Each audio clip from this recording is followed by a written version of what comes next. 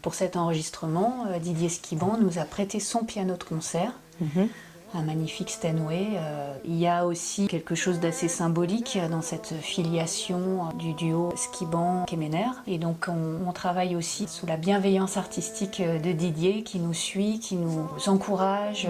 Et qui nous conseille aussi de temps en temps. Qui nous conseille beaucoup. Et pour moi, c'était un geste très très fort en fait. La mise à dispo de ce magnifique piano, c'était un vrai trésor, quoi. Quand on écoute les morceaux de l'album, on découvre finalement un format où on entend d'abord Père Varier raconter l'histoire et après le relais qui est pris par la musique. On voulait simplement que l'album soit le spectacle, c'est-à-dire que quand on a écrit les textes, on n'a pas choisi des morceaux pour les incorporer dans les textes, c'est les textes qui décident des morceaux. Donc quand on veut parler par exemple je pense sur le thème d'éphémère, voilà, à partir de là on recherche des morceaux qui nous parlent et qui parlent aux gens. Et en fait, il s'est trouvé qu'il y avait des morceaux aussi que moi j'utilisais avec le trio. Et donc l'idée c'était aussi de justifier l'utilisation en le mettant dans le contexte en fait de pourquoi on l'avait choisi. Ça va permettre à l'auditeur de retrouver le spectacle à part entière. Et donc on s'est dit oui, c'est vrai que ça se fait pas beaucoup.